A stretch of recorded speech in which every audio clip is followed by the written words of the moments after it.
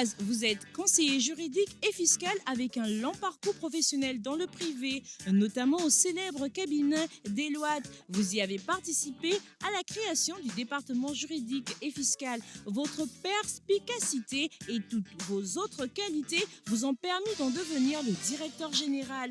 En tout cas, on ne peut pas dire que votre diplôme en droit des sociétés et fiscalité vous a desservi. Non, en 2013, vous êtes élue à la tête de la Confédération patronale gabonaise, première femme au passage à occuper ces fonctions. 18 mois plus tard, vous faites votre entrée au gouvernement en tant que ministre des petites et moyennes entreprises, du commerce, de l'industrie et du tourisme.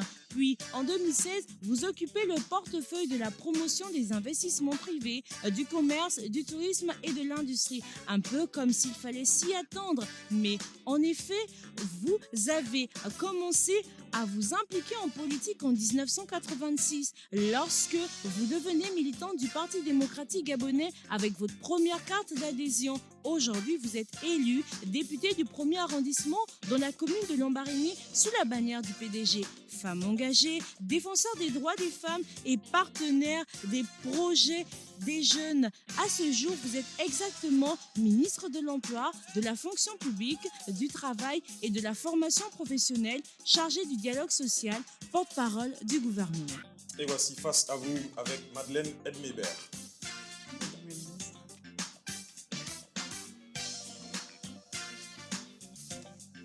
Bonsoir Madame la Ministre et bienvenue. Bonsoir à tous. Bonsoir Marielle Biogou. Bonsoir Manix, bonsoir Madame le Ministre. Madame le Ministre, est-ce que vous avez constaté que la gouvernance dans le secteur privé n'est pas forcément la même chose que dans le secteur public? Oui, bien sûr, c'est pas la même chose. La gouvernance dans le secteur privé a l'avantage d'avoir une maîtrise de la décision parce qu'on a l'implication de groupe, une notion d'objectifs intégrés et de livrables, et puis on n'a pas de difficulté de transversalité puisque c'est la même équipe. La gouvernance dans le secteur public est beaucoup plus difficile. Il y a un aspect politique qu'il faut gérer parfois, il y a des aspects techniques, et puis vous pouvez avoir aussi quelques contraintes de formalisme qui est lié au fonctionnement de l'administration qui va rendre difficile cette fluidité qu'on attend pour atteindre un objectif de performance. Et dans le public, il y a beaucoup d'intervenants. Je vous donne le programme. Dans la première partie, on parlera de la réforme de l'Office national de l'emploi et de la formation professionnelle, du nouveau code du travail, de l'arrimage des pensions retraites au nouveau système de rémunération et enfin le recensement, les recrutements, le reclassement des agents publics de l'État. Vous réagirez aussi, Madame le Ministre, aux nombreuses questions de vos compatriotes posées des visus et aussi via nos réseaux sociaux. En seconde partie, vous débattrez avec un invité surprise qui est déjà ici dans nos studios. Il interviendra le moment venu. Est-ce que vous êtes prête, Madame le Ministre? Bien sûr. Marie aussi est prête. Toujours Manix. Allez, c'est parti, face à vous. Madame le Ministre, pourquoi réformer l'Office national de l'emploi? Écoutez, cette réforme était importante et cette question me permet aujourd'hui de vous donner l'opportunité de l'action gouvernementale sur l'ensemble de la question de l'emploi des jeunes et du chômage. Nous avons fait le constat de ce qu'il y avait une fracture entre l'offre de formation et le marché de l'emploi, rendant ainsi difficile la mission de l'Office national de l'emploi dans sa mission de placement. Donc, comme vous le savez, l'Office national de l'emploi est l'outil que l'État a mis en place pour placer des demandeurs d'emploi sur le marché de l'emploi. Exactement. Il se trouve que quand on a cette mission-là, on se rend compte rapidement qu'il y a beaucoup de jeunes diplômés, mais pas forcément dans les diplômes qui correspondent aux besoins du marché. C'est pour cela que cette réforme, elle vient en aval, et en amont, nous avons intégré la réforme de la formation professionnelle. Quel est le rapport? Le rapport, c'est que si on est bien formé, on est absorbé sur le marché de l'emploi. Si on est formé en adéquation avec les besoins du marché, on est absorbé sur le marché de l'emploi.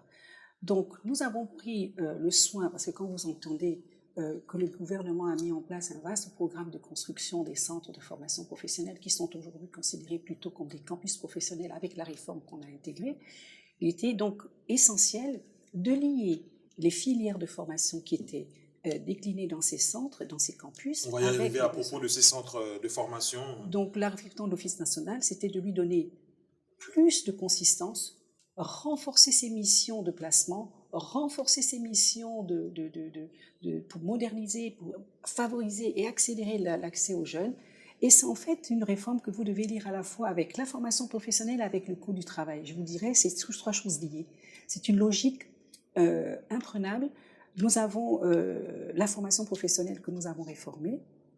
Je peux vous décliner quelques axes pour descendre ensuite sur oui, bien sûr, pourquoi pas, on allait y arriver. Si vous anticipez, c'est pas mauvais. Alors, la réforme de la formation professionnelle a consisté en quoi?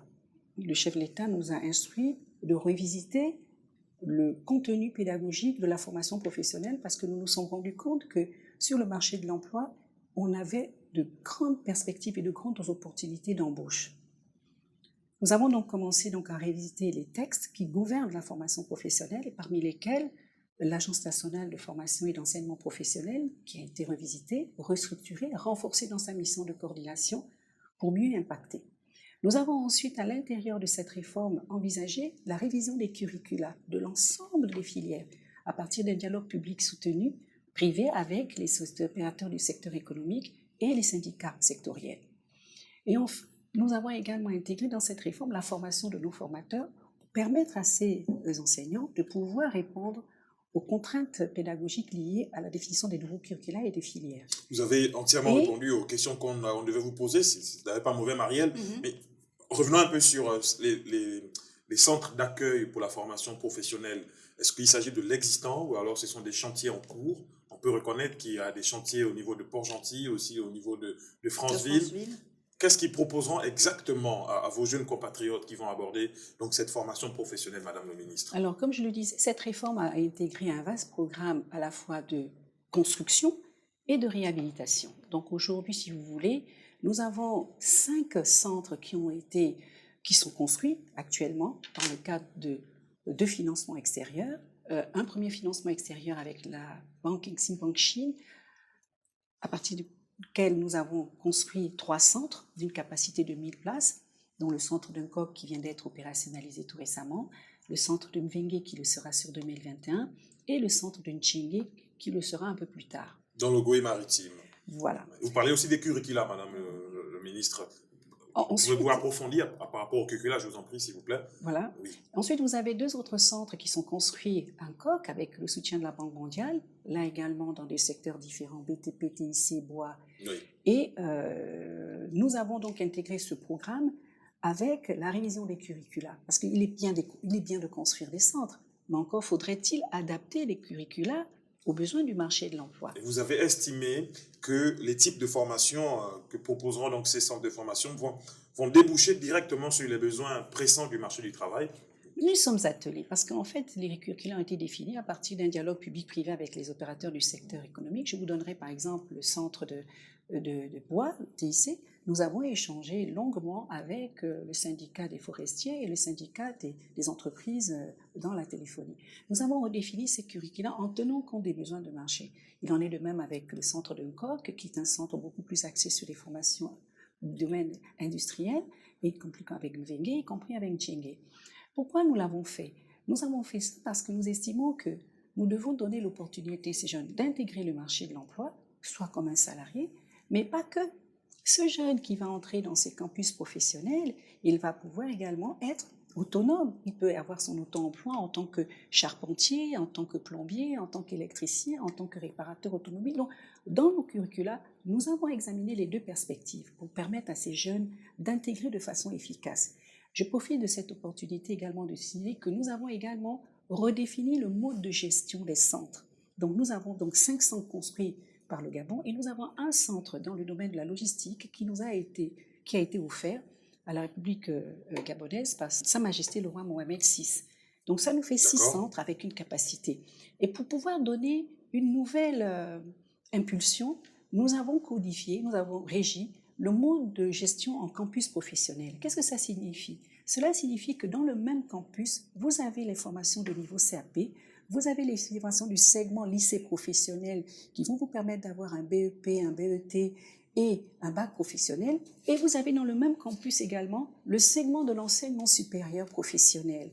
C'est cette réforme qui a été menée avec l'éducation nationale et l'enseignement supérieur qui va nous permettre de garantir un taux de remplissage sur l'ensemble des segments conformément à la valorisation de cette chaîne de Avant d'arriver, métiers merci Madame la professionnels. ministre. Pardon, avant d'arriver donc au nouveau Oui, code oui. du travail, Marielle, Mhm. est-ce que vous êtes en train de nous dire ici, et vos compatriotes doivent comprendre que le Gabon a besoin d'avoir des diplômés dans les formations professionnelles? C'est la priorité aujourd'hui pour répondre donc aux besoins du marché du travail au Gabon. Est-ce que c'est ce que vous dites aujourd'hui? Et quels sont donc les secteurs d'activité qui ont besoin d'avoir ce type de profil? Alors sur ce point, je vais vous donner quelques exemples qui nous ont permis d'orienter. D'abord parce que nous avons discuté avec les entreprises qui nous ont indiqué leurs besoins en Les recrutement. charpentiers, ils ont besoin des charpentiers, ils ont besoin des... Bien sûr, parce que ce sont des métiers aujourd'hui qui sont pourvus par d'autres. Bon, il est évident que quand vous cherchez un plombier, quand vous cherchez un charpentier, quand vous cherchez un électricien ou même un frigoriste. Il y a un problème, Madame le ministre, il y a un problème au niveau du confort. Est-ce qu'un charpentier aujourd'hui, d'abord, comment vous allez faire pour valoriser le métier de charpenterie?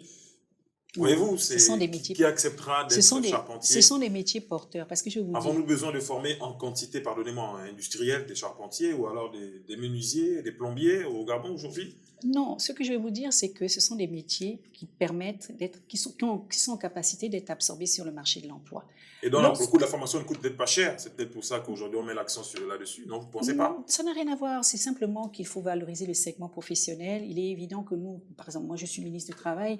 Lorsque je vois les autorisations de travail que je signe, c'est pour des métiers parfois qui sont disponibles. Quand vous voyez le taux d'autorisation de travail qui sont accordés pour des métiers de techniciens agricoles, ingénieurs dans les usines de transformation du bois. Nous avons toute une panoplie de métiers qui ont besoin d'être pourvus par des Gabonais. Mon collègue de l'Éducation nationale vous l'a dit, avec l'enseignement supérieur, nous avons un taux élevé d'étudiants dans le segment de l'enseignement général. Et il faut comprendre qu'aujourd'hui, je suis ingénieur, j'ai un CAP, j'ai un bac professionnel, j'ai un BTS professionnel, j'ai la possibilité d'entrer dans une entreprise travailler ou j'ai la possibilité d'ouvrir ma propre entreprise. Très bien, oui. Madame le ministre, est-ce qu'un jeune qui a le bac aujourd'hui, il est orienté par l'ONE, aller au centre de Coq et après directement, il a un emploi Nous avons essayé d'atténuer cet effet en signant des conventions de partenariat avec les syndicats. Ça veut dire qu'aujourd'hui, la réforme que nous avons menée, elle ne s'est pas limitée à simplement réviser les curricula, mais nous avons essayé d'impliquer le plus possible le secteur privé dans la gouvernance. Donc, nous avons renforcé la gouvernance au sein de l'Agence nationale qui va intégrer non seulement les 6 nouveaux campus professionnels, mais également les 9 centres actuels qui sont en phase de réhabilitation et complète. Donc, aujourd'hui, le programme du gouvernement, c'est la construction des 5 centres et la réhabilitation de l'existant. Et comment nous avons renforcé la gouvernance dans le secteur privé? En demandant de signer des conventions sectorielles. Par exemple, si vous avez un centre spécialisé dans la logistique et le transport, il va de soi que vous avez tout intérêt à signer avec le syndicat qui gère la manutention et le transport. Nous avons fait le centre de bois avec le syndicat de l'EFIGA. Pourquoi? Parce que nous devons favoriser non seulement l'immersion pendant la formation, parce que j'aurai l'opportunité de vous dégager, de vous indiquer tout ce que nous avons comme nouveaux programmes et nouvelles formes contractuelles dans le cours du travail, pour justement encourager notre politique d'apprentissage par l'immersion avec un contenu pédagogique et un contenu théorique. Donc nous avons essayé de renforcer maintenant cette gouvernance au sein des conseils d'établissement. Ce qui fait que chaque année, chaque conseil d'établissement fera le point avec les secteurs concernés et on révisera les filières en fonction de ces conclusions. Et l'agence qui coordonne tout ça indiquera au ministère de la formation professionnelle les axes de révision des curricula pour nous adapter de manière permanente aux enjeux du marché du travail. Merci Madame la Ministre pour cette réponse assez claire. Vous nous direz plus tard dans notre échange si ce seront des fonctionnaires que vous allez recruter. On va aborder le point maintenant sur le nouveau Code du travail avec vous, Marielle. Effectivement, Madame le Ministre, en plus de la réforme de l'ONU, il y a eu cette réforme du Code du travail. On aimerait savoir quels sont les grands axes qui ont été touchés dans l'ancien texte, quels sont les grands changements que vous avez tenu à apporter au Code du travail. Donc, outre la réforme de la formation professionnelle, la réforme de l'ONE, nous avons également initié la réforme du Code du travail. Quelles sont les principales innovations qui devraient nous permettre de bénéficier d'un outil véritablement dédié à la croissance des emplois? Quelle est la question? Nous avons donc codifié plusieurs formes contractuelles. Par exemple, dans l'ancien Code du travail, vous n'aviez que 4 formes contractuelles. Le contrat à durée indéterminée, le contrat à durée déterminée, le journalier, l'hebdomadaire. Ce qui freinait l'employeur à recruter, parce qu'on n'avait pas, par exemple, le contrat saisonnier qui tient compte de la saisonnalité du travail. Oui. Nous n'avions pas le contrat intermittent, qui est une forme de travail à durée indéterminée, mais qui a des périodes travaillées et des périodes non travaillées. Le privé est beaucoup plus concerné par cette réforme, apparemment. Bien sûr, le Code du travail, c'est la réforme du secteur privé. C'est ce qui régule. Il fallait le lire, Madame le l'emploi. ministre. D'accord. Donc, vous voyez, après, nous avons donc codifié le contrat de travail à temps partiel. Nous avons intégré de la flexibilité et nous avons donc permis à ce Code du travail de répondre à toutes les formes contractuelles qu'un employeur pourrait avoir besoin. Ce qui permet d'améliorer l'employabilité de toute cette... Ensuite, l'autre innovation de taille, c'est tous les contrats d'apprentissage que nous avons revus. Nous avons donc créé un contrat d'apprentissage, nous avons amélioré le contrat qui s'adresse à l'enfant de 16 ans à 25 ans qui va en immersion dans une entreprise. Et nous avons accéléré la transversalité de ce contrat d'apprentissage avec la mission de la formation professionnelle, de manière à ce qu'ils sortent avec un diplôme valorisant. Nous avons également prévu de codifier le contrat d'apprentissage jeunesse qui nous a permis sur 4 ans, 5 ans d'avoir 5000 emplois jeunes. Nous avons donc la mission d'accélérer l'accès à ces... Et nous avons codifié donc le contrat de professionnalisation, le contrat d'adaptation professionnelle, qui sont des contrats dédiés justement à permettre à l'étudiant d'être en alternance. 75% en milieu professionnel et 25% en milieu... en milieu étudiantin. Voilà, en milieu scolaire. Donc aujourd'hui, les employeurs n'auront plus de difficulté à dire « je ne prends que le stage » parce qu'avant, il n'y avait que le stage en entreprise. Or, le stage était très limité. Nous avons donc été beaucoup plus loin pour permettre justement cette employabilité, à accélérer justement l'accès à ces contrats-là sans pour autant que l'employeur n'ait une difficulté. Un contrat d'insertion et de réinsertion qui s'adresse à qui? À toutes les personnes qui sont en chômage. Vous voyez, par exemple, nous avons des pertes d'emploi dans le secteur pétrolier. Il y a beaucoup de pertes d'emploi également par rapport à la crise sanitaire. Et nous prévoyons maintenant de pouvoir demander aux gens de dire, bon, je suis conducteur d'engin à Satram, par exemple, mais je peux très bien revenir à l'ONE, justement, qui va pouvoir financer ces formations grâce au fonds d'aide à l'insertion professionnelle. Et on vous permet de bénéficier d'une formation, mais également d'une immersion professionnelle. Donc l'employeur va devoir effectivement gérer. Et l'enjeu de la réforme de l'ONE est lequel? C'est que c'est maintenant l'ONE qui va gérer ces contrats. C'est une forte dose de flexibilité. Ça veut dire que nous gagnons parce que finalement, nous avons assoupli les règles de contrainte de gestion. C'est-à-dire que l'ONE va jouer ce rôle de gestionnaire. En quoi?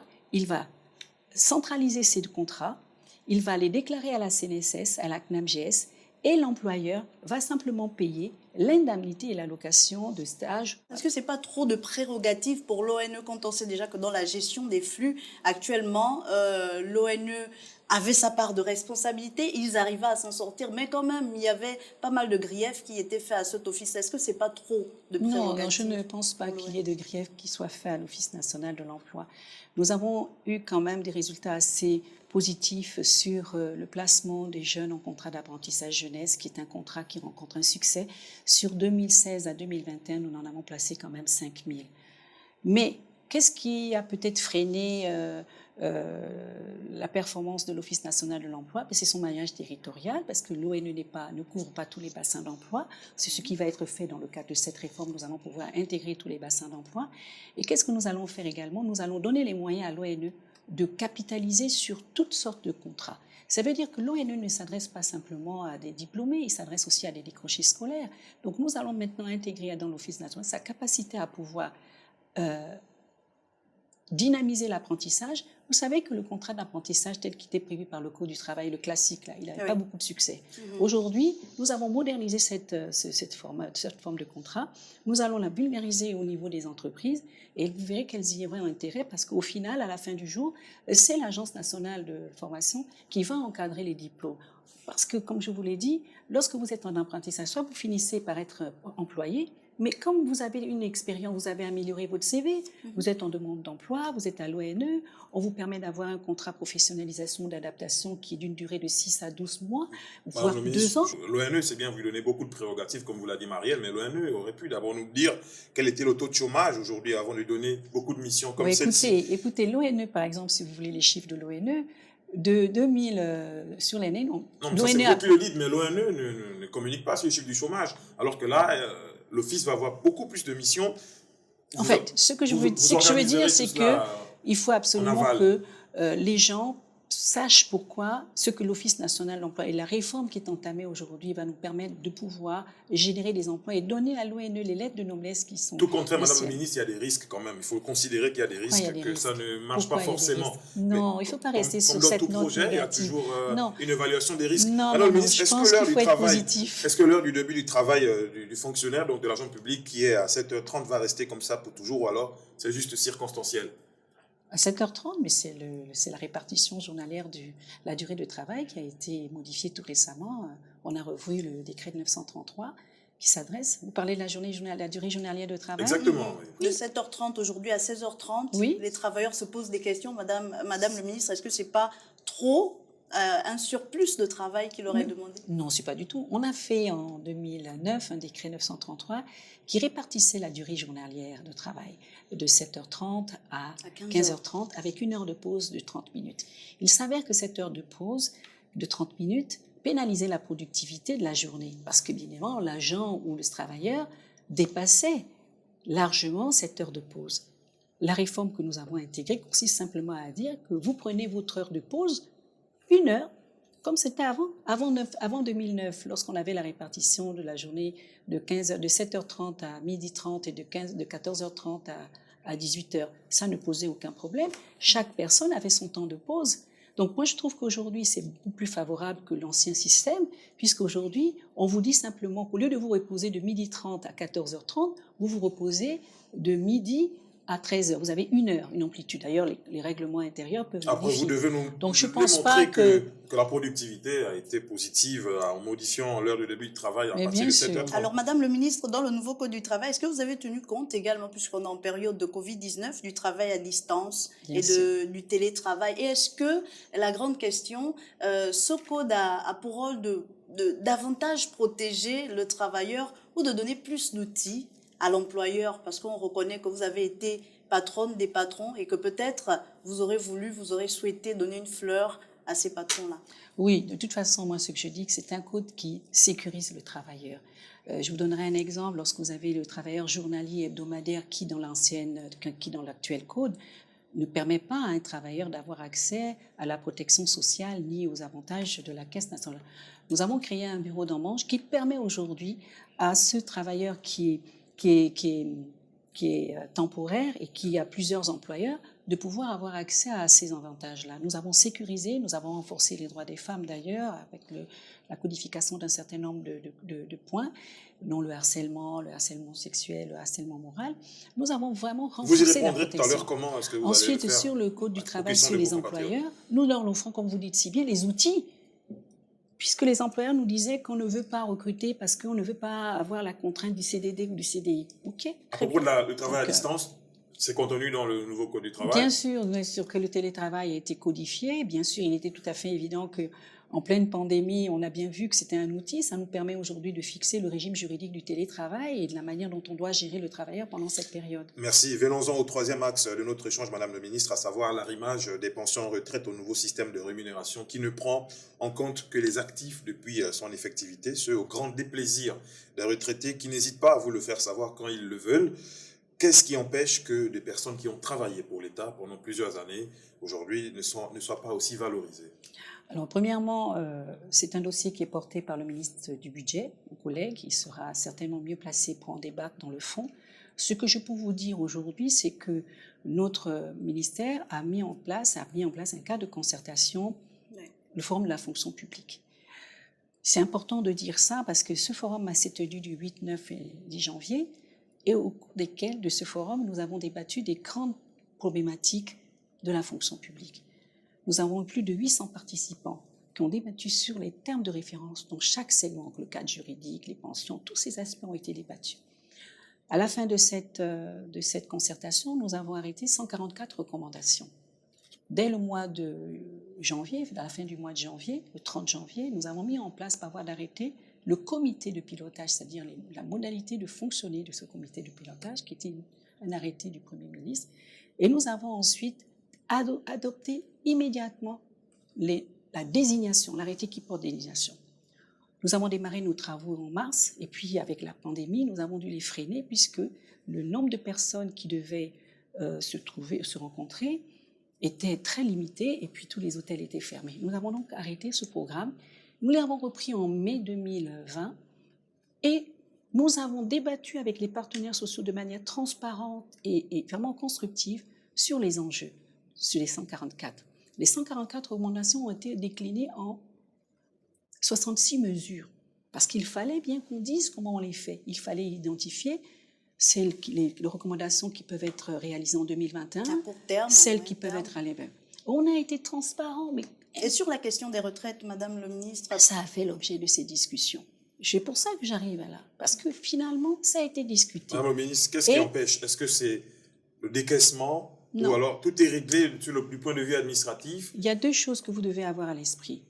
Dans la fonction publique, l'agent public prend sa retraite à 60 ans. Quand il a pris sa retraite à 60 ans, on lui notifie son arrêté de cessation de mise à la retraite.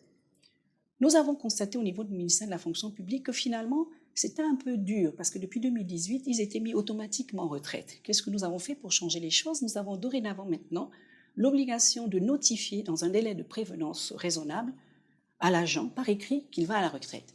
Cette notification lui permet donc d'être sensibilisé sur la cessation imminente de sa situation de fonctionnaire et d'agent public, prépare son dossier.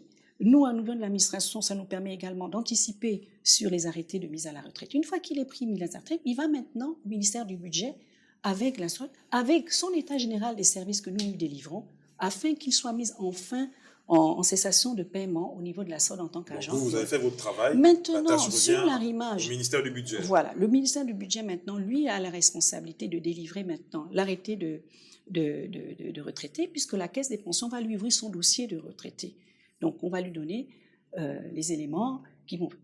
Ce qui fait que ce qui a bloqué dans cet arrimage, c'est la réglementation, un décret sur lequel mon collègue est en train de travailler, et sur les contraintes budgétaires que cela a pris, compte tenu du fait que tout s'est passé dans un contexte où vous savez qu'en 2015, au moment où nous faisons toutes ces choses, nous avons également une crise économique internationale donc il faut quand même reprendre mettre les choses dans leur contexte. Ce n'est pas une volonté délibérée de ne pas faire, c'est plutôt une volonté de bien faire les choses qui nous demande d'apprécier les situations et surtout l'impact budgétaire. Est-ce que cela veut dire que désormais les retraités seront mieux considérés? Parce qu'aujourd'hui, Madame le ministre, cela fait même peur d'aller à la retraite quand on est agent de l'État. Mais ils sont payés, ils ont ce qu'on appelle une allocation provisoire de retraite, qui normalement, ils sont pas... Je veux dire... c'est l'arrimage qui pose problème. L'arrimage, c'est simplement la revalorisation de l'assiette avec le nouveau système de rémunération qui a été mis en place en 2015. Et je vous le dis, le contexte de l'époque était également un contexte également de contraintes budgétaires qui étaient liées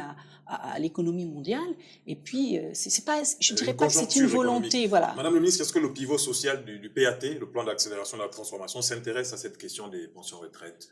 Donc, vous savez déjà que le pivot social du plan d'accélération de la transformation, il a 4 objectifs: rendre le marché attractif, réformer l'ONE et la formation professionnelle, le coût du travail, et accélérer les outils de modernisation. Donc, on n'a pas trouvé un moyen d'insérer la question des retraités. Parce que, de toute façon, c'est intégré dans le plan d'action, comme je vous l'ai indiqué tout à l'heure. Le plan d'action que le gouvernement a adopté au Conseil des ministres du 20 novembre 2020 a bien intégré cette problématique en disant veut dire que réflexion. D'ici 2023, qui est l'année où prendra fin le PAT, la question des retraites sera intégrée non seulement dans les actions du gouvernement, mais également réglée. Mais non, Madame Yougé, c'est déjà intégré, puisque je vous ai dit que c'est déjà sur la table du gouvernement. Dès le mois de décembre, le 15 décembre 2020, Madame le Premier ministre a signé un arrêté mettant en place la commission interministérielle qui réfléchit actuellement sur les enjeux de l'arrimage des pensions. C'est actif. C'est-à-dire que nos conclusions sont déjà en train... La question de fond qu'il faut avoir à l'esprit, c'est qu'il ne faut pas se précipiter pour communiquer. Si vous vous précipitez pour communiquer, vous savez très bien que nous avons l'obligation aujourd'hui, puisque le chef d'État nous a signé une obligation de résultat, de ne communiquer que ce que nous faisons. Donc nous prenons, il s'agit de questions de fond, il s'agit de questions pertinentes. On ne peut pas se permettre de faire des annonces pour faire des annonces. Madame le ministre, juste avant de passer aux questions des populations, combien de personnes vont à la retraite au Gabon, dans le public à peu Alors, près?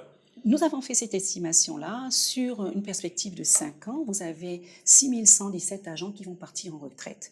Donc, ça nous fait à peu près une économie de 57 milliards.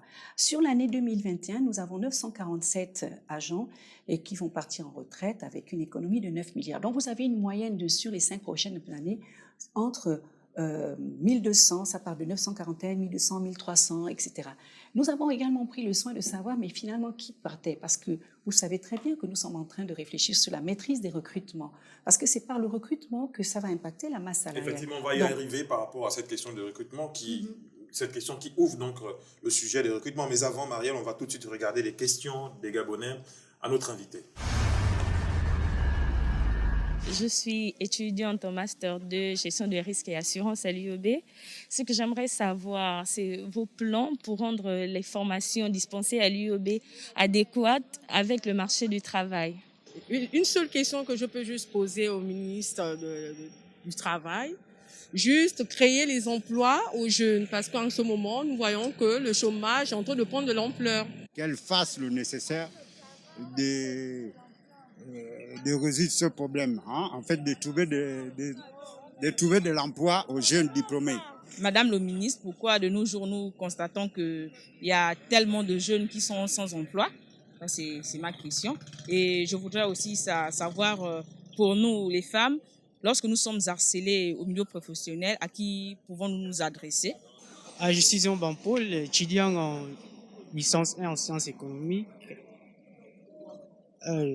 La question que j'aimerais poser au ministre du Travail et de l'Emploi est la suivante. Qu'est-ce qui garantit mon employabilité future après l'obtention de mes diplômes?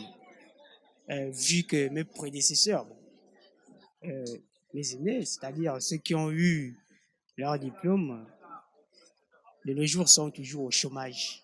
J'aimerais savoir les jeunes qui ont aujourd'hui de l'emploi, mais qui ne sont pas assurés, quel sera leur avenir quand ils auront atteint l'âge de ne plus pouvoir travailler? Est-ce que sur ce côté-là, ils réfléchissent à ça? Parce que beaucoup vont aujourd'hui aller à des 50 ans, ils ne vont plus travailler, mais sans retraite. Donc, qu'ils mettent aussi l'accent sur ça et veillent à ce que ça soit vraiment fait. Madame le ministre, vous avez écouté vos compatriotes. Déjà, pour commencer, quelle stratégie pour arrimer les formations de l'université Omar Bongo, sinon les formations qui sont dispensées dans ces universités qui font de l'enseignement général aux besoins du marché de l'emploi? Je vous ai donné la réponse tout à l'heure des campus professionnels que nous avons faits.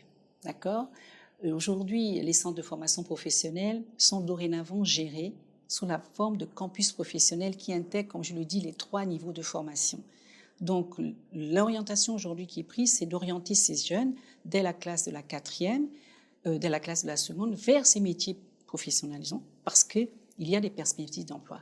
Je pense que, de vous à moi je suis une juriste de formation, on aura toujours besoin de juristes, on aura toujours besoin aussi de littéraires. Maintenant, il faut simplement encourager ces jeunes à partir de la 4e, à partir de la 5e, en valorisant les métiers professionnels. M. Mondjoun nous a demandé tout à l'heure si tous les Gabonais vont aller. Bon, il est tout à fait évident que lorsqu'on a des plateaux techniques, ce sont les filières qu'on revisite. Donc, puisqu'on vous a indiqué que nous avons intégré maintenant cette possibilité de revisiter nos filières et de les adapter au marché, c'est ce qui va être fait. Nous avons quand même une capacité de 2500 places qui passe à 8000. Donc, il était tout à fait évident qu'on ne pouvait pas limiter ces campus uniquement à la formation professionnelle qui, selon la loi 2011, se limite aux ouvriers qualifiés. C'est pour ça qu'il faut valoriser le campus professionnel qui permet d'avoir tous les niveaux. Donc aujourd'hui, notre responsabilité, c'est de vulgariser ces centres, de vulgariser les filières, de faire des journées portes ouvertes et puis de commencer l'orientation vers, à partir de là. Et c'est ce qui justifie d'ailleurs le dernier SOSUP que nous avons eu avec le ministre de l'Enseignement supérieur du Canada, où nous avons intégré... Est-ce qu'il n'y aurait pas d'ailleurs chevauchement de rôle entre le SOSUP et l'ONE aujourd'hui? Non, l'ONE, c'est une mission d'insertion et de réinsertion, et je vous assure que la politique d'insertion et de réinsertion, justement, elle est orientée vers ces contrats de travail qui sont des contrats d'apprentissage. C'est-à-dire que vous avez la possibilité d'être formé tout en étant dans l'entreprise. Système de formation dual. En alternance. Et c'est ce que nous voulons valoriser. Et c'est pour ça que nous les avons codifiés dans le Code du travail, pour permettre à l'employeur de ne pas être freiné dans sa volonté de les accueillir, ce qui n'existait pas Et avant. aujourd'hui, que dire à tous ces jeunes qui vont sortir de l'université Omar Bongo? On parle de 35 000 étudiants. Madame le ministre, est-ce qu'il faudrait qu'ils se reconvertissent en allant demander de l'emploi à l'ONE, donc suivre des formations en plus que celles qu'ils ont déjà suivies, ou est-ce qu'il faudrait qu'ils aillent aussi en COC? En COC, en fait, si vous voulez, c'est tout à fait possible qu'un élève qui a un bac F1 ou qui a un bac F2 ou qui a un bac Bac C ou D, ou bien aussi.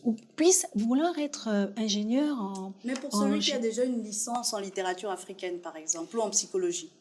Ben, vous avez des gens qui sont médecins, qui font aujourd'hui la cuisine. Il y a toute cette capacité d'adaptation.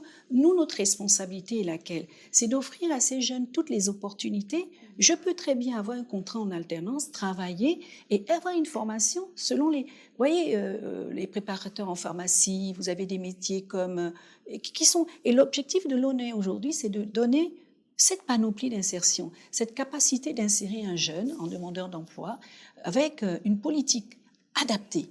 Si vous voulez, aujourd'hui, je suis diplômée en bac B, j'ai un salon de coiffure, je peux très bien bénéficier d'un renforcement de mes capacités parce que l'Office national a une politique d'accélération aussi de l'auto-emploi via l'entrepreneuriat. Ça fait des coûts supplémentaires, Madame le ministre. Pour qui? Pour l'étudiant déjà diplômé en lettres modernes qui souhaite aller à Hancock pour... Imaginons qu'ils sont en licence. Ça lui fait quel coût supplémentaire? C'est pas payant, Hancock. Si, partout c'est payant. Vous ne pouvez pas avoir une formation gratuite, c'est payant. Vous passez votre concours, vous entrez sur titre, nous sommes en train de réfléchir, mais on ne parle pas de la gratuité d'une offre de formation, on parle de la pertinence d'une offre de formation au regard des enjeux du marché de l'emploi. Et aujourd'hui, il faut avoir ça à l'esprit. Notre enjeu pour freiner justement cette formation d'enseignement général avec très peu de débouchés sur le marché de l'emploi, nous avons la responsabilité d'orienter nos jeunes et de réduire les orientations vers le A1, vers le A2, vers le B, etc. Donc, c'est ça notre responsabilité. Or, jusque-là, nous ne l'avons pas fait suffisamment. Madame le ministre, quelle garantie de l'emploi pour les futurs diplômés? Ben justement, ça fait partie de la relance de l'emploi. Je vous donne un exemple. Sur l'année 2020-2021 et toute 2021, comment on a fait? Je vais être honnête avec vous. Nous avons des plans d'urgence aujourd'hui. Des plans d'urgence dans le domaine de l'électricité, des plans d'urgence dans le domaine de la santé, qui font à nouveau commencer. On constate un certain frémissement de l'emploi parce que nous avons le plan de construction de nos centres.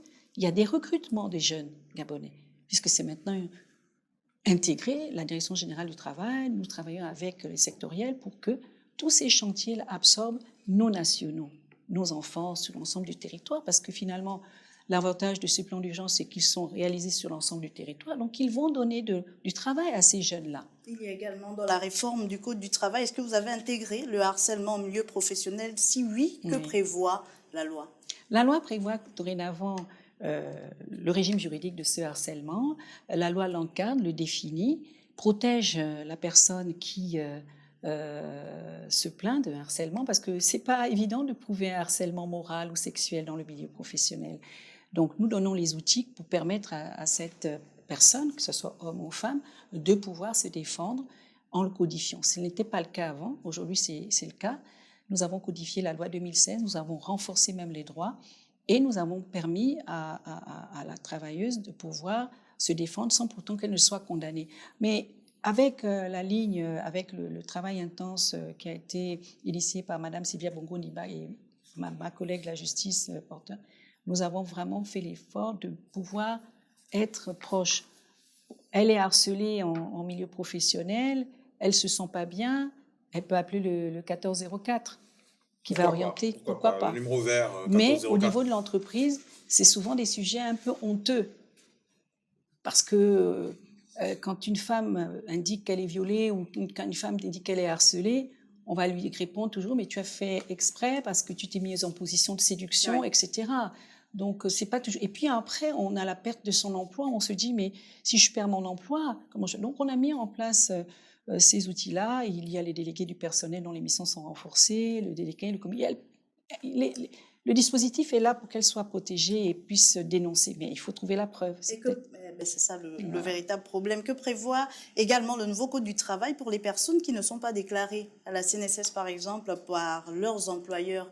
Est-ce que ces personnes-là, à la fin, elles ont peut-être travaillé 25 ans, 30 ans, mais remarquent qu'en fait, elles n'avaient aucune cotisation auprès de la CNSS? Comment on peut... Bon, le Code a toujours mis une obligation de solidarité entre l'employeur et la CNSS. Il appartient à la CNSS de faire son travail de contrôle et de sanctions. Et là, je sais que la CNSS y prend parce qu'en réalité, ce sont les entreprises qui sont défaillantes, mais elles vont vous dire qu'après, c'est la dette intérieure, etc. Mais il y a une attention particulière sur ça puisque la CNSS est très sensible à cette question qui fragilise d'ailleurs effectivement le droit à pension de ces salariés-là parce que entre la cotisation patronale et la cotisation sociale qui n'est pas reversée, c'est vrai. Mais nous, au niveau du Code du travail, on a renforcé l'obligation de solidarité. C'est-à-dire qu'en fait, c'est la CNSS qui doit sanctionner parce que si l'employeur est défaillant, en principe, c'est la CNSS qui prend le relais. Madame le ministre, les Gabonais se sont également exprimés sur les réseaux sociaux. On va regarder quelques-uns d'entre eux, notamment Boris Boussamba, qui demande à quand les recrutements directs des diplômés des écoles professionnelles telles que l'USO, l'Institut de gestion, l'IST.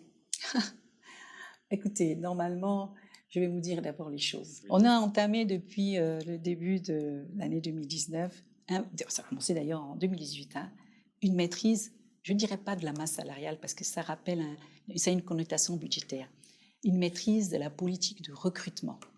Et la politique de recrutement dans notre pays, elle est claire, elle est bien indiquée dans nos codes, dans la loi 1/2005, doit correspondre à un plan de recrutement. Vous devez avoir un plan de recrutement avec le nombre de la personne, le profil et le poste budgétaire. Que s'est-il passé? Tout le monde a initié des concours, chaque sectoriel, parce que quand vous avez une école comme l'ENS, vous avez une école comme l'ENSET, vous avez une école comme l'INJ, tout le monde a lancé des concours. Oui. Or, ce n'est pas comme ça que ça aurait dû être fait. Ça aurait dû être différent. Le ministère recruteur exprime ses besoins, on établit un plan de recrutement, et ce plan de recrutement indique le nombre, les profils et le poste budgétaire. Est-ce qu'ils ne sont pas prioritaires, ces diplômés issus de ces écoles? Mais justement, ça fait partie du plan d'action de régularisation que nous avons mis en place en 2021. Ça veut dire quoi? Déjà, ce plan de régularisation a commencé en 2019. En 2019, en 2020, nous avons intégré 5 380 agents publics en pré-salaire dans les secteurs prioritaires. 5 385 ont été recrutés à la fonction publique parce qu'ils avaient été maladroitement mis en pré-salaire, puisque le pré-salaire n'est pas une disposition, c'est pas prévu. Normalement, vous n'avez pas le droit d'être pré-salaire. Nous les avons néanmoins intégrés. 5 300 pour un impact de 12 milliards d'intégration. En 2020-2020, nous initions maintenant le programme progressif de la poursuite de ces régularisations avec 3 cibles. La cible des pré-salaires pour l'ensemble des autres secteurs, ça nous fait un impact à peu près de 9 milliards. Les sorties écoles dont les recrutements étaient gelés depuis 2015 avec 11 milliards. C'est le dernier point de notre échange. Et vous avez ensuite les reclassements. Donc aujourd'hui, l'IST, l'IUSO, ce ne sont pas des écoles d'État, ce sont des écoles qui permettent à tout le monde de travailler et d'être inséré partout. Ce n'est pas la responsabilité. Et le recrutement direct n'est pas prévu. Le recrutement direct est exceptionnel. On entre à la fonction publique avec un concours. Une dernière question des réseaux sociaux. À quand le paiement des rappels des fonctionnaires? Ça fait partie du plan d'action des conclusions du forum où nous avons de façon consensuelle avec les partenaires sociaux mis en place des programmes de régularisation. Comme je vous le disais, M. Mondiaux va encore m'interrompre, mais nous avons mis en place des plans de régularisation avec des cibles identifiées. On a un plan 2020-2021 qui est en cours d'exécution et je pense que ces questions d'avancement ou ces questions de rappel seront intégrées dans les autres plans de façon progressive et toujours en relation avec la soutenabilité financière des finances publiques de l'État. Passons maintenant au dernier sujet de cette interview, le recensement, les recrutements, le reclassement des agents. Combien y a-t-il d'agents publics réguliers et combien de fonctionnaires fantômes avez-vous pu compter au terme du recensement biométrique, Madame le ministre? D'accord. En premier lieu, il faut d'abord avoir à l'idée que la mission de recensement biométrique n'avait pas pour objectif de rechercher des fonctionnaires fantômes. Ah non. C'est une mission de bonne gouvernance qui nous a permis, qui avait pour objectif d'avoir un comptage quantitatif des agents et qualitatif. Parce que il était impossible de gérer une masse salariale sans savoir qu'ils étaient les hommes et les femmes qui composaient cette masse salariale. Sur le nombre de combien? Nous en avons recensé 98 501, mais dans ce décompte-là, nous enlevons tous les agents qui sont dans nos représentations diplomatiques et qui étaient en stage. Donc nous avons un delta entre ceux qui sont payés au niveau de la solde et le recensé de 2500 agents et qui font l'objet aujourd'hui de l'analyse dans la commission des litiges qui permet aujourd'hui de savoir... Ça, c'est ceux qui sont réguliers, mais ceux qui ne travaillaient pas, ils sont au nombre de combien à peu près? Alors, vous devez distinguer deux choses. Dans notre mission de recensement, on n'a pas identifié ceux qui ne travaillent pas. On a identifié ceux qui existent et ceux qui sont vivants, comme on peut dire. Et donc, ils sont là, on les compte, ils sont 98 000. Maintenant, après, nous avons mis en place une commission de litige pour ceux qui ont été identifiés, mais on ne sait pas qui ils sont. Il y a beaucoup d'abandon. À peu près combien, madame la ministre? Ils sont à peu près 2500 actuellement dans le plan. Seulement? Voilà. Et après ça, vous avez cette première étape. Et vous avez ensuite l'autre étape qui est celle de savoir si M. Monjo qui s'est identifié, il travaille. Donc ça, c'est ce qu'on appelle la vérification de l'assiduité. Donc ça fait l'enjeu des mesures post-recensement qui vont nous conduire maintenant à mettre en place des mécanismes de présence de poste, mais pas que, présence d'assiduité avec une interface avec la SOL. Parce qu'en réalité, non seulement ça va nous permettre de savoir ce qu'il fait, mais ça va nous permettre également de dire à cet agent soit d'être déployé, soit d'être en renforcement de capacité, parce que, comme je vous l'ai expliqué tout à l'heure, nous avons la responsabilité également de l'adéquation formation-emploi. Donc, notre fonction publique a mis en place aujourd'hui une commission de redéploiement qui examine la situation de tous ces agents et voir comment ils peuvent être affectés dans les services où il y a, par exemple, un sous-effectif. Et cela se fera dans quelle période? C'est déjà en cours. Nous avons déjà fait avec le Trésor public au niveau du service des relations publiques. Nous l'avons fait aujourd'hui avec la formation professionnelle. Nous avons d'abord fait, nous appliquons la loi.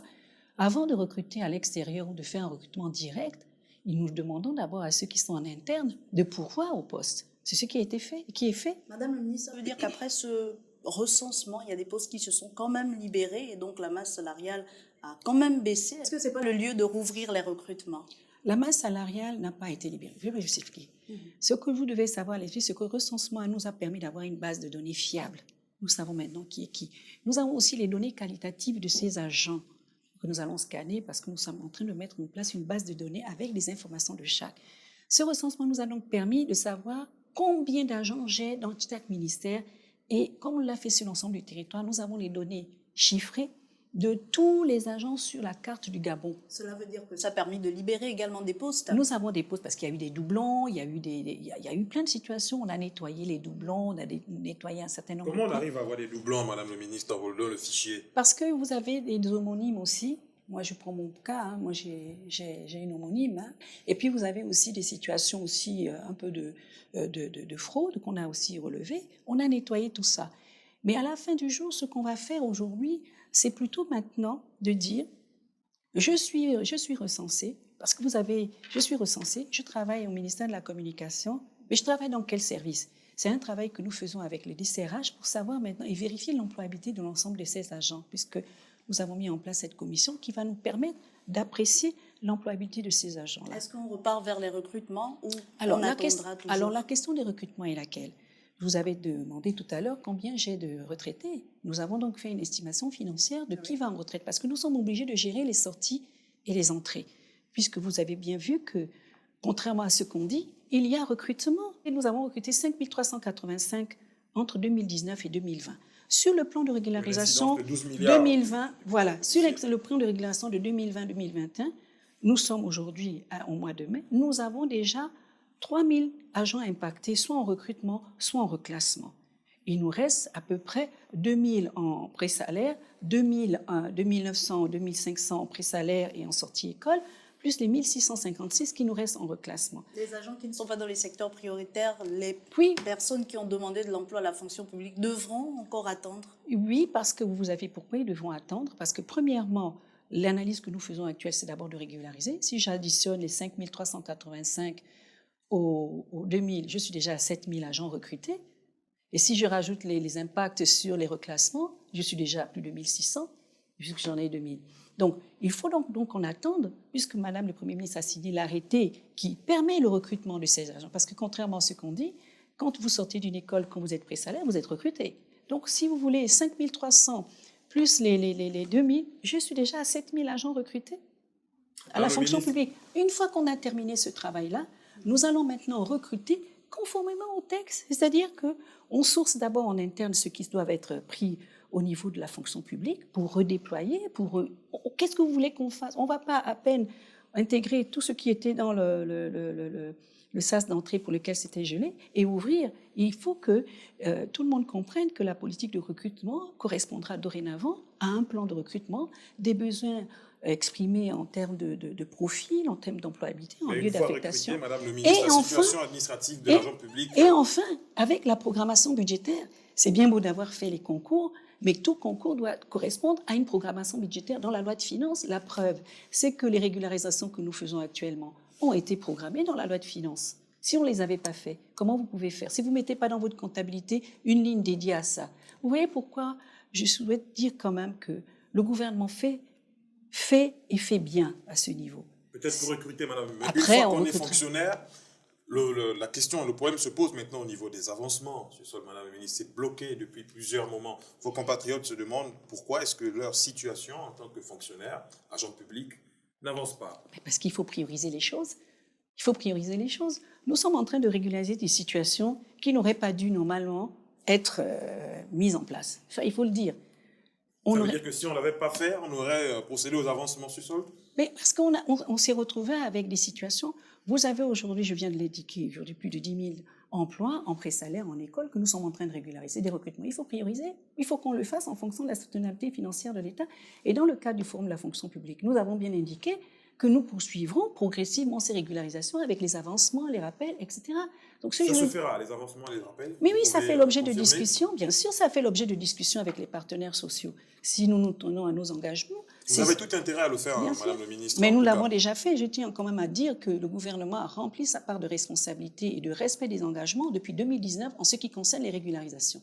Parce que il y a des régularisations. Nous avons régularisé 8000 situations si j'intègre le reclassement. Donc, il faut quand même que l'opinion soit édifiée sur ce point de vue. Parce que les agents réclament, mais il faut quand même le dire. Vous pensez, madame le ministre, que la fonction publique restera le premier employeur au Gabon? Je ne dirais pas.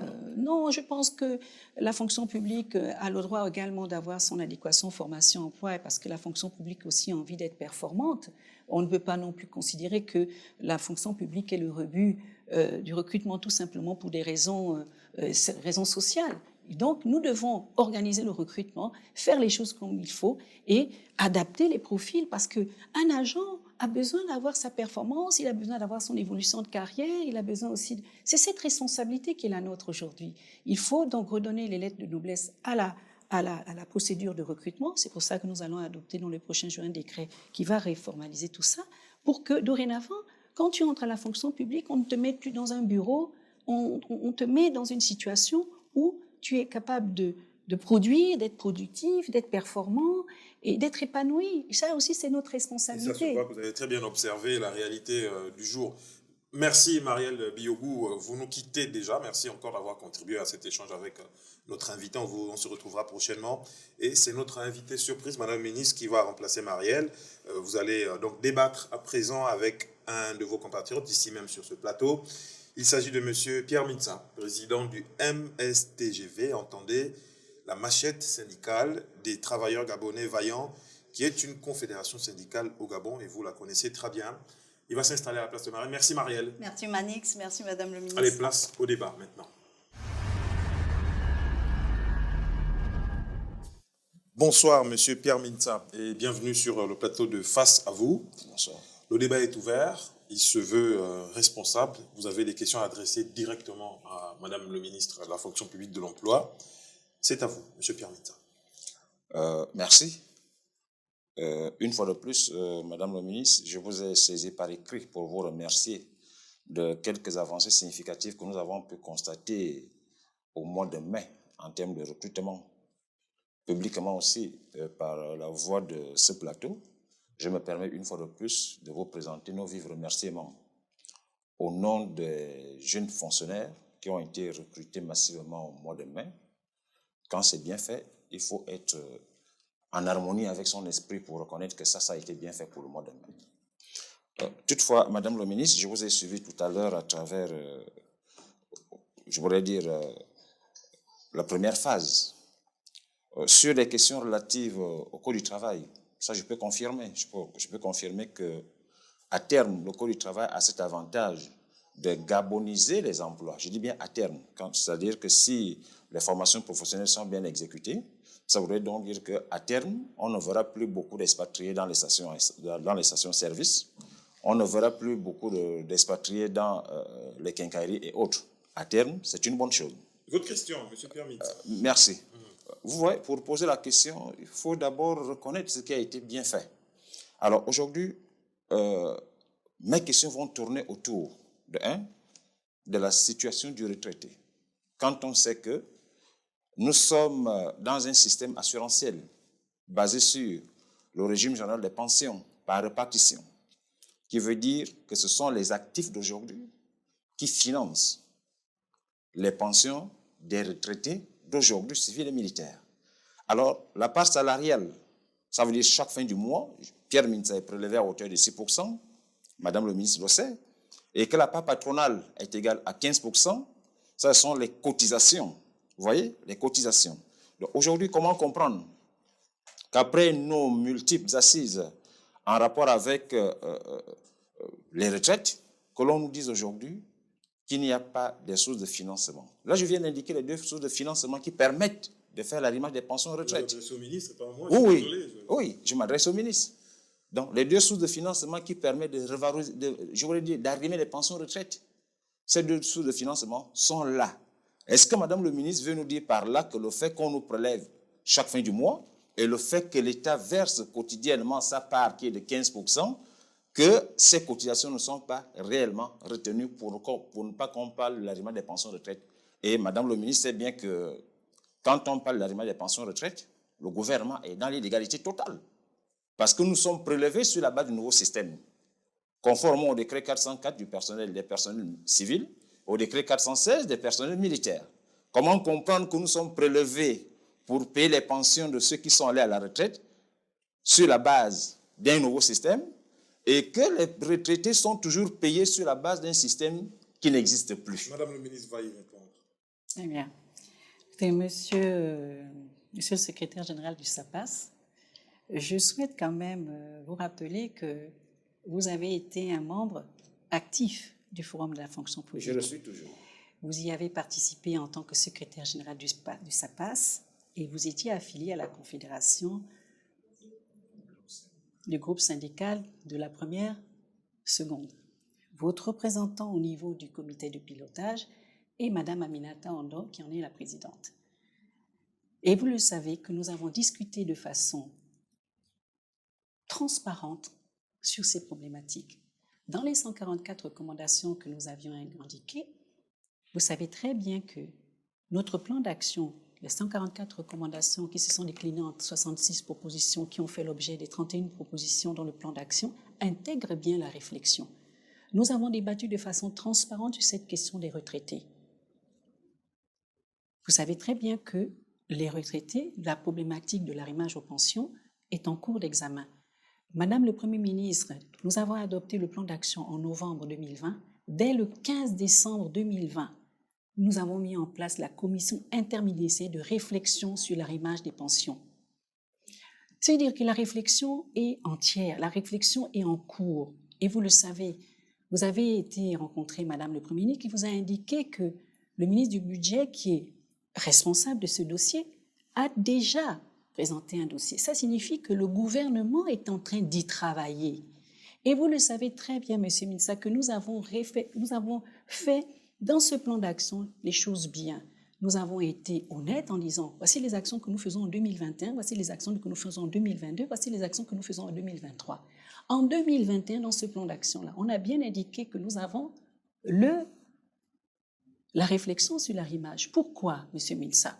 Lorsque nous avons réfléchi ensemble sur le plan progressif des régularisations des situations administratives, qu'est-ce qu'on a mis en face?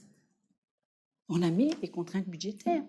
vous êtes bien sensible au fait que la prise en compte du décret qui est nécessaire à redonner les nouvelles modalités de liquidation de la pension, puisque la pension a été revalorisée par les systèmes, est en cours.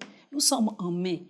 Laissez-nous le temps de revenir vers vous dans le cadre de ces cadres de discussion que nous avons ensemble mis en place pour réfléchir et donner des réponses. Et vous le savez, M. Minsa, vous le savez. Vous n'êtes pas d'accord avec... Non, je ne peux pas être d'accord. Dites-vous, pourquoi alors, pour la simple raison que nous parlons des questions très sensibles. Et je sais que Mme le ministre est très sensible à toutes les questions qui touchent la personne retraitée. Je viens d'indiquer là les sources de financement. Vous voyez, quand vous regardez votre communiqué final, c'est vous le porte-parole du gouvernement. Communiqué final du 20 novembre 2020. Vous avez annoncé déjà les priorités qui devaient être priorisées dans le plan d'action 2020-2021. Et il se trouve que dans votre communiqué final du 20 novembre 2020, vous avez dit l'arrimage des pensions retraite. Vous l'avez dit. Alors, et avec effet, pour les actions que vous avez mises en place, avec effet fin janvier. Ce qui est sûr, c'est que, dans tout ce que vous avez chronométré, dans ce Conseil des ministres, nous avons eu des résultats positifs en janvier sur les recrutements, en février et autres. Mais aujourd'hui, Madame le ministre, les retraités civils et militaires ne sont plus capables d'attendre. Parce que nous parlons là d'un seul problème qui entoure la personne du retraité civil et militaire, l'arrimage. Je dis bien les sources de financement. Ce sont les prélèvements qui sont faits sur chaque agent à hauteur de... S'il vous plaît, permettez. Les sources de financement, ce sont les prélèvements qui sont faits à chaque agent public à hauteur de 6% mensuel. Et la part patronale, c'est 15%. Vous voyez? Et c'est un système intergénérationnel. C'est nous. Ce sont nos cotisations qui payent les retraités d'aujourd'hui. Donc, Madame le ministre, ce que vous dites là, vraiment, ce n'est pas convaincant. Parce que nous sommes, oui, je préfère vous le dire, ce n'est pas convaincant, nous sommes au mois de mai. Nous sommes au mois de mai. Et pour apporter encore un autre rectificatif, permettez-moi, même un syndicat qui n'a pas assisté au forum, à partir du moment où les recommandations sont transversales, ce syndicat peut se saisir de toutes ces recommandations. Parce qu'il ne s'agit pas là d'une question qui touche seulement la personne de Pierre Minsa, mais c'est une question transversale. Madame le ministre, vous demandez un peu de patience dans ses propos, si je peux les résumer, a reconnu qu'il y avait un petit peu de retard, mais vous n'êtes pas répéter. Mais est-ce que vous avez d'autres questions sur d'autres sujets? Quelle patience? Non, c'est-à-dire en rapport avec l'arrimage des pensions de retraite, il n'y a plus de patience parce que les retraités, vous savez depuis quand ces retraités ont une allocation plusieurs attentes? Depuis la mise en place du nouveau système de rémunération en 2015. Est-ce que c'est la seule question que vous avez? Non, ce n'est pas la seule. Permettez-moi, c'est une question très sensible et Madame le ministre le sait ici. Alors, formulez votre question correctement. Alors, la deuxième question en rapport avec les retraités, le 19 août 2016, le président de la République, chef de l'État, signe le décret 468 qui porte revalorisation des pensions de ceux qui sont allés à la retraite avant 2015. Vous voyez, dans sa politique, il essaye de réajuster. Sachant que ceux qui sont allés à la retraite pour compter 2015 doivent automatiquement être arrimés, et ceux qui sont allés à la retraite avant 2015, le décret 468 existe, n'est-ce pas, Madame le ministre? Alors, jusqu'aujourd'hui, pourquoi ce décret qui revalorise les pensions de ceux qui sont allés à la retraite avant 2015 n'est pas appliqué? On va vous répondre, Madame le ministre. En fait, ce que je voudrais dire à M. Minsa, c'est que les questions que vous évoquez sont des questions très sérieuses et très sensibles. Oui. Et je tiens à vous dire que le gouvernement a pris la mesure de ces questions. Depuis combien de temps? Nous avons ensemble fait et discuté. Le problème global de la situation des agents publics de l'État ne se résume pas simplement aux retraités, et vous le savez. Nous avons identifié des priorités. Je ne dis pas que ce n'est pas prioritaire, mais nous avons ensemble convenu de plans progressifs de règlement de ces situations par rapport à ce qu'on a fait le constat ensemble de ce qui n'a pas fonctionné. Nous avons bien vu que les recrutements, ça n'a pas fonctionné. Nous avons bien vu que les pré-salaires, ça n'a pas fonctionné, mais que nous n'avons pas intégré ces enfants-là. Nous avons bien vu que les reclassements n'étaient pas pris en compte. Ensemble et d'accord partis, dans un contexte transparent et constructif, nous avons convenu d'adopter en toute transparence avec vous, en tant que secrétaire général du SAPAS. Non, laissez cette étiquette, madame. Je suis président désormais d'une confédération syndicale MSTGV. J'attends toujours les documents de votre confédération. Et comme vous le savez, une confédération, c'est obligatoirement deux fédérations. Il y en a. Et M. Minsa, je tiens à vous dire, Devant moi, vous avez... Moi, je suis ministre de la République, j'ai mon décret qui me donne la légitimité de parler en tant que ministre. Oui. Mais vous, les documents que vous présentez, en fait, le titre que vous évoquez n'est pas justifié. Donc, permettez-moi de vous dire que vous êtes secrétaire général du SAPAS.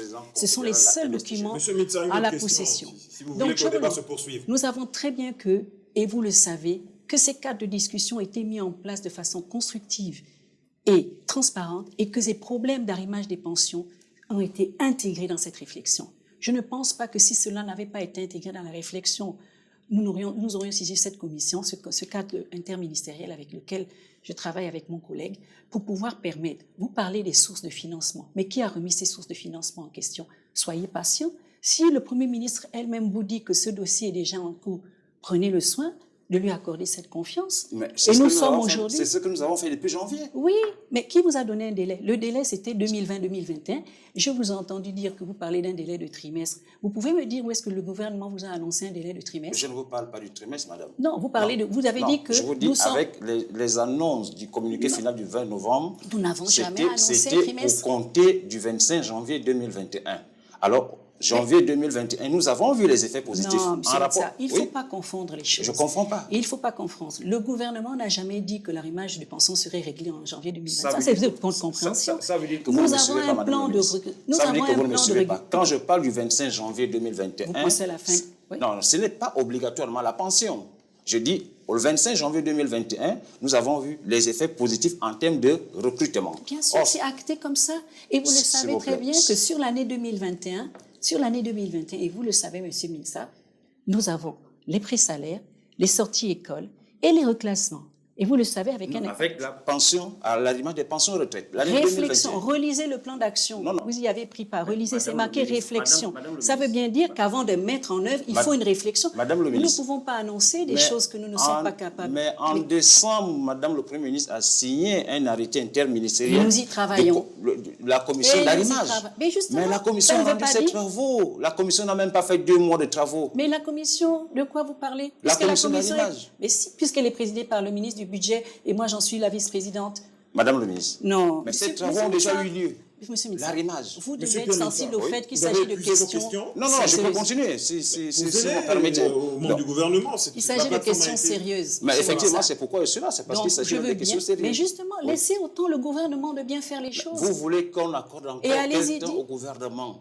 À partir du moment où on sait que c'est depuis 2015 que ces personnes attendent l'arrimage. Vous voulez encore quel temps? Ça veut dire que depuis 2015 jusqu'à aujourd'hui, le gouvernement n'a pas eu du temps? Vous savez quel est l'impact qu'a eu le nouveau système de rémunération en termes de budget? Oui. Vous savez quel est le montant? Oui. Très bien. Donc vous-même, vous reconnaissez, et vous l'avez reconnu dans les discussions que nous avons eues, que nous ne pouvons annoncer que ce que nous pouvons effectivement payer.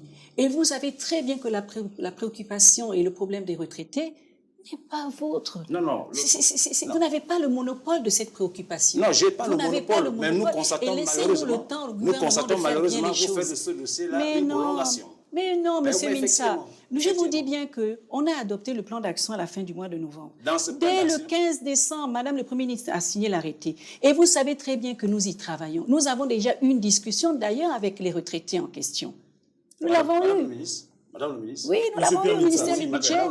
Monsieur le Président du MSTGV, vous n'avez pas dans votre tirelire qu'une seule question liée à la question de l'arrimage des pensions retraite. Profitez de cette plateforme pour poser plusieurs questions qui préoccupent vos adhérents. Une autre question, s'il vous plaît. Oui. Il est important de relever qu'il n'y a pas que l'arrimage et la revalorisation, mais aussi la fameuse question basée sur les services rendus. Conformément à l'article 86 de la loi 1-2005 du 4 février 2005 portant statut général de la fonction publique, les services rendus. Ce qui est attendu aujourd'hui par tous ceux-là qui ont fait l'objet de mise à la retraite, c'est la signature du texte. Madame le ministre, qu'est-ce que vous en dites par rapport à ces services rendus qui sont bel et bien libellés dans la loi 1-2005, article 86? Mais, monsieur le secrétaire général du SAPAS, je n'arrive pas à comprendre. Je n'arrive pas à comprendre. Vous n'avez pas donné au ministère du Travail et des Fonctions publiques les documents qui attestent que vous êtes président d'une confédération, ni les fédérations qui sont membres de votre confédération. Donc j'insiste encore pour vous dire que si vous êtes transparent, je le suis. Vous savez très bien que ces questions ont été débattues longuement dans le forum de la fonction publique. Oui. ce qui est assez surprenant, c'est que vous sortez du cadre de discussion de ce forum et vous voulez évoquer ces questions-là. Vous le savez que cette question est intégrée, d'ailleurs ça fait l'objet des discussions qui sont dans le cadre des discussions de l'arrimage. Alors qu'est-ce qu'il se passe? Il se passe qu'aujourd'hui nous avons entamé, conformément à ce que vous avez indiqué, la réforme de la fonction publique. Nous avons discuté dans les termes de référence, il y avait la situation des régularisations, des retraités, etc. Mais il y avait également le point fondamental de réviser ce qui n'a pas marché. Parce que vous savez très bien qu'aujourd'hui, tous ces recrutements que nous sommes en train de régulariser, tous ces reclassements que nous sommes en train de régulariser, c'est parce que finalement, on n'a pas forcément respecté les textes qui fondent la fonction publique. Nous avons, par exemple, initié des présalaires. L'administration n'a pas respecté les textes. Voilà. Et vous aviez vous-même reconnu que les responsabilités étaient réciproques entre les enfants qui voulaient entrer, entre les concours qui étaient lancés. On a répondu beaucoup plus à une préoccupation sociale qu'à une préoccupation de recrutement en conformité avec les attentes de performance de la fonction publique, et vous le savez. Et vous savez très bien que le gouvernement, nonobstant cet aspect, a pris la décision de régulariser ces situations-là. C'est ce que nous sommes en train de faire depuis 2019, et vous le savez, Monsieur Minsa. Lorsque nous parlons maintenant de l'indemnité de service rendu, vous êtes bien sensible au fait que cette indemnité de service rendu, nous n'avons pas pris le décret d'application de la loi 1-2005 qui fixe le principe, tout simplement pourquoi? Parce que voilà, nous ne l'avons pas pris. Parce que justement, il faut réfléchir au quantum de cette indemnité de service rendu. Parce que finalement, nous avons adopté un nouveau système de rémunération dès 2015 qui a eu un impact de revalorisation jusqu'à 20% des salaires des agents. Nous avons également eu l'impact des revalorisations de ces pensions par rapport à ce nouveau système de rémunération. Et nous avons également la problématique du coût de l'indemnité de service rendu. Et vous savez très bien que nous sommes en train de discuter sur ces questions-là et que le gouvernement communiquera en temps et en heure. Et je tiens à vous le dire, M. Minsa, rassurez-vous et rassurez vos agents. Le gouvernement a pris la mesure de ça. Revenez vers nous, intégrez les comités de pilotage, allez-y vers les responsables que nous avons désignés ensemble, ils vous donneront ces réponses-là, M. Minsa. Et vous le savez. Vous voyez, M. Minsa, ce n'est pas parce que vous allez à chaque fois relancer le gouvernement, que le gouvernement n'a pas pris la responsabilité de ses engagements. C'est mon rôle, je suis un baromètre social. Oui, mais M. Minsa, vous donnez ce rôle-là. Avant d'être ça, vous êtes un agent public, M. Minsa. Vous êtes un agent public, vous avez la responsabilité également d'occuper les fonctions pour lesquelles vous êtes payé en tant qu'agent public. Oui. D'accord? Oui. Le président d'un syndicat, ce n'est pas un métier, c'est votre syndicat, c'est votre confédération pour lesquelles on n'a pas encore les documents qui vous payent. Donc il faut avoir à l'esprit que l'agent public a des devoirs et l'agent public a des devoirs. Nous le savons, et là, j'ai l'impression que vous oubliez. Et je veux vous dire, lorsque nous décidons de régulariser les situations administratives, vous avez joué le baromètre en 2019. Mais effectivement, c'est à la suite des piquets de grève que nous avons installés devant votre parking à la non, pas du tout. Les régularisations, mais non, les régularisations des secteurs prioritaires ont été actées dans le Conseil des ministres du 29 mars 2019. Madame le ministre. Vous êtes venu faire le pied de grue à partir de novembre 2019. Madame le ministre, il y avait déjà des préavis qui avaient été... Peut-être rapidement parce qu'il reste plus beaucoup de temps. Je continue. Oui. Donc, elle a plus ou moins donné quelques éléments de réponse qui ne sont pas satisfaisants par rapport à la situation des retraités. Je vais passer sur un autre aspect. Madame le ministre, à la fin des multiples phases de recensement, est-ce que vous savez qu'aujourd'hui, il y a encore des Gabonais qui vivent avec 16 000 francs d'allocation? 16 000. On s'arrête là, la réponse avec Madame la ministre. Oui, 16 000 francs. C'est-à-dire, malgré que ces agents ont pu se justifier, ils ont déjà 6 mois, ils ne vivent qu'avec 16 000 francs. C'est entendu. Madame le ministre peut-être peut réagir par rapport à ça. Qu'est-ce que c'est? Pouvez-vous décliner un peu plus de quel type d'agent vous parlez? Agent public. Qui gagne 16 000 francs CFA. Qui gagne 16 000, c'est-à-dire à la suite des multiples phases du recensement, il y a aujourd'hui les agents publics qui vivent avec 16 000 francs. Ça veut dire qu'ils n'ont que 2 enfants à hauteur de 8 000. Malgré le fait que ces agents ont pu justifier, ont pu déposer tous les documents nécessaires pour le rétablissement de leur sol, mais ils ne vivent que ça fait 6 mois aujourd'hui qu'ils n'ont que 16 000 francs. Qu'est-ce qui justifie cela? Monsieur Minsa, je pense qu'il faut avoir... J'ai des preuves. Il n'y a pas de souci. Voilà. Mais vous ne dites pas également que la plupart des agents qui étaient dans cette situation et qui ont été rétablis en solde, vous ne dites pas que cela a été fait. Si je peux reconnaître que vous avez commencé à faire des recrutements. En 2018, lorsque on fait le recensement, l'opération de mise en banc de caisse, beaucoup d'agents publics sont venus justifier leur situation. C'est la même chose que nous avons fait quand nous avons fait le recensement biométrique en 2020. Nous avons mis en sol au mois de juillet, en compte donc tous ceux qui ne s'étaient pas présentés. Ouais. Immédiatement, ces personnes et ces agents publics, pour certains, sont venus apporter de manière régulière les justificatifs de présence. Oui. Et ils ont été rétablis en solde. Ah non. Donc, ce que moi je veux vous dire, c'est que la commission des litiges qui est actuellement mise en place, donc vous pouvez leur demander d'arriver à la fonction publique, il y a une commission des litiges, et ils viennent justifier. Parce que, vous savez, non, M. Mitsa, vous avez tendance à penser que la fonction publique doit automatiquement. Non, et vous oubliez de dire la vérité en disant que beaucoup d'agents sont payés, mais ils ne sont pas en situation de travail. Pour ces cas de figure, les justifications ont été apportées. Très bien, mais alors apportez-les. Ça fait 4 mois. Apportez-les. Ça fait 5 mois. J'aime bien, je n'en disconviens pas. Vous allez partir à la commission des litiges et on verra. Moi, je n'ai pas de... Je peux continuer. Si c'est régulier... Malheureusement, on n'aura pas beaucoup de temps. Oui, je peux continuer. Je vous donne une trentaine de secondes, s'il vous plaît. Merci. Et l'autre question, quand on sait qu'aujourd'hui, les recrutements, et coup de chapeau aussi, parce que les reclassements, ça se passe merveilleusement bien. Allez-y, droit à la question. Les reclassements.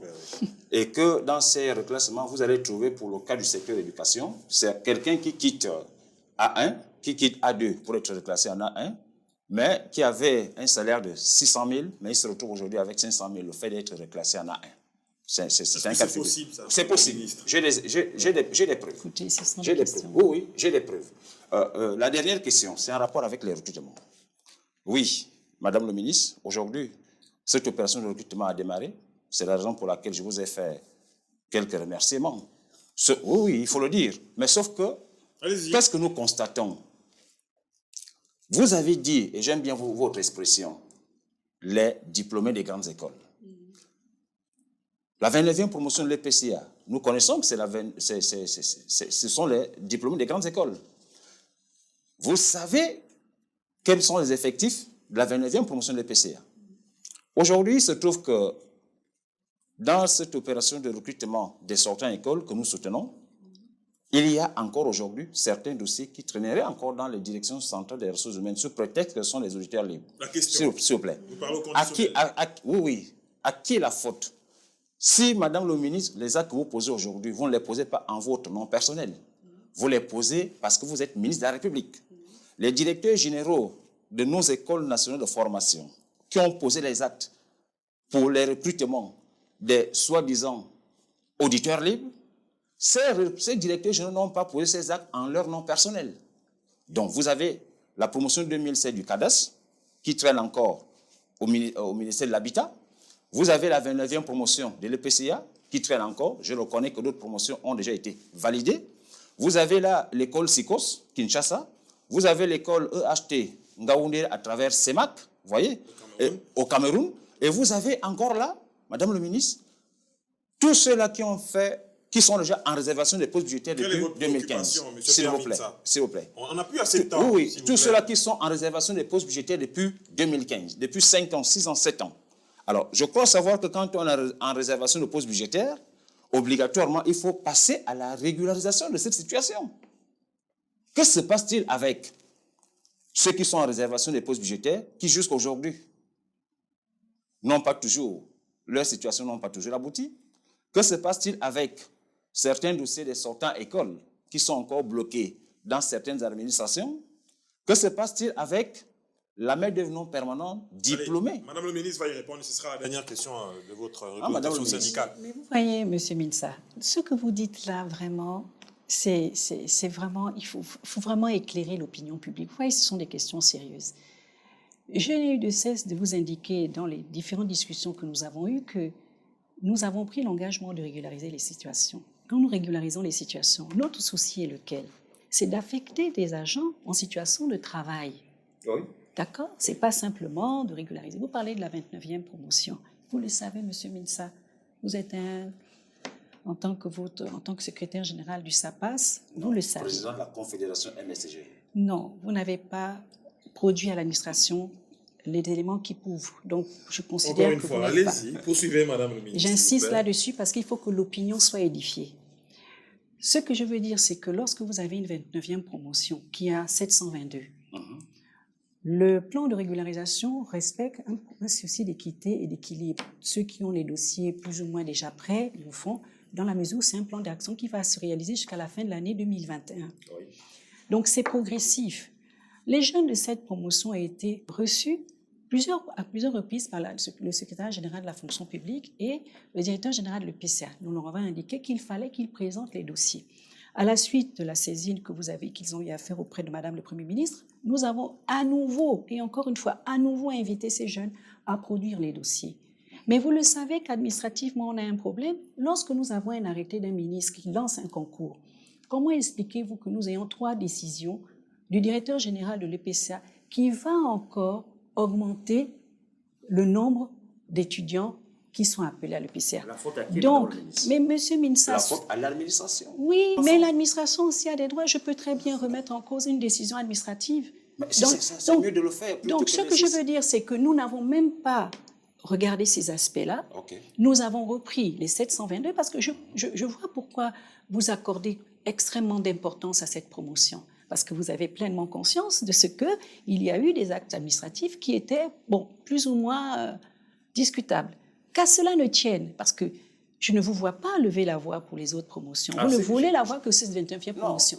Donc, les 700 promotions ont été validées. Mais justement, parce que c'était clair.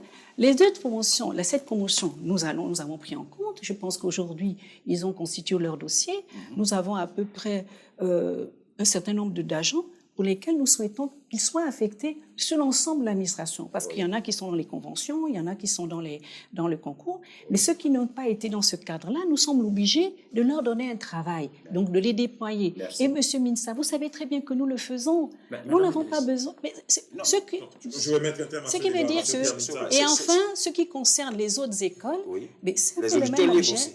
Mais oui, mais c'est Effectivement. comme si... Vous savez, Monsieur Minsa, ce qui est assez drôle, c'est que dans votre démarche syndicale, vous revendiquez parfois des situations qui ne reposent ni sur un acquis légal ou réglementaire. Voilà. Oui, mais peu importe. Qu'est-ce qui vous dit pas qu'on peut les remettre en question? Qu'est-ce qui vous dit pas que nous pouvons faire des actions récursoires? C'est tout à fait possible. Mais c'est parce que nous estimons que nous avons une responsabilité sociale, Monsieur Minsa. Merci. Donc, faut éclairer l'opinion. Vous revendiquez haut et fort des situations dont vous savez qu'elles sont en cours de traitement au sein du gouvernement et vous revendiquez des choses sur lesquelles vous savez très bien qu'il y a parfois des situations qui sont peut-être... Mais peu importe, notre responsabilité, nous, au gouvernement, c'est de donner une perspective d'emploi à ces jeunes-là. Si je les recrute avec un poste budgétaire, je les affecte où, M. Minsa? Vous savez que les services de l'intérieur sont occupés par la main-d'œuvre non permanente. Mais la main-d'œuvre, mais est-ce que vous trouvez normal qu'une main-d'œuvre permanente ait été recrutée en qualifié? Merci, M. Pierre Minsa, malheureusement. La faute à l'administration. Je vais être obligé de fermer le débat, M. Pierre Minsa. Vous savez qu'il y a des recrutements directs qui se font en cela. Vous le savez. Monsieur Minsa, vous n'avez plus droit aux questions. Merci. Monsieur Minsa, soyez constructifs et avançons des questions sensibles. C'est les Gabonais. Il ne faut pas si on a pu recruter directement certains, on recrute tout le monde. Mais c'est ce que nous sommes en train de faire, les régularisations. Monsieur Pierre Minsa, malheureusement, le débat va se fermer. Laissez-nous travailler tranquillement. Madame le ministre, vous êtes aussi chargée du dialogue social. Nous voulons avancer ensemble. Voilà. Mais Madame justement, le ministre, Monsieur Pierre Minsa, Madame le ministre est chargée du dialogue social, donc vous connaissez très bien, vous avez tous les mécanismes, tous les médias, tous les canaux pour pouvoir poursuivre la discussion. Merci d'avoir vraiment sincèrement accepté de venir participer à ce débat avec Madame le ministre en face. Madame le ministre, je vous donne la parole une dernière fois.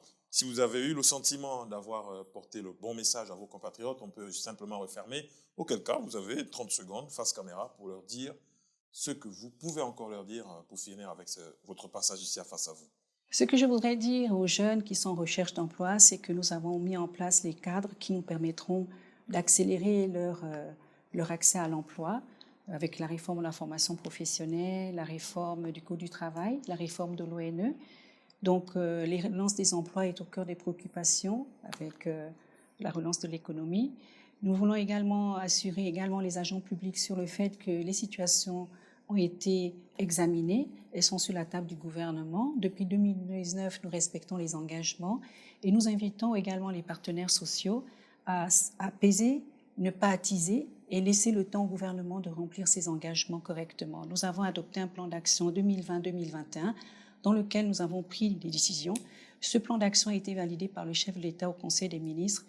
Il pourrait être difficile de ne pas respecter une décision d'un Conseil des ministres. Donc, je voudrais également rassurer le secrétaire général du SAPA sur le fait que ces éléments sont pris en compte et qu'il peut rassurer tout le monde sur le fait que vous avez le sentiment que le gouvernement a peut-être un peu traîné, mais pour l'instant, les choses sont en main. Laissez-nous le temps de travailler, discutons dans des cas de discussion constructifs et soyons des forces de proposition plutôt que des forces de bataille et de guerre, parce que ce n'est pas comme ça qu'on pourrait faire avancer. C'est ensemble.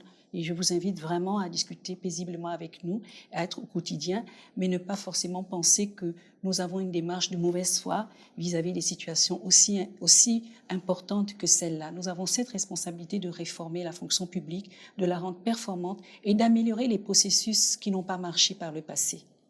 Et nous avons besoin que les partenaires sociaux en soient conscients et nous accompagnent dans cette vision de réforme de notre administration. Merci Madame le ministre de la fonction publique de l'emploi, chargé du dialogue social. Merci Monsieur Pierre Mintsa. C'est donc la fin de ce troisième numéro de Face à vous. Merci à vous de nous avoir suivis. Bonsoir et portez-vous bien, à la prochaine.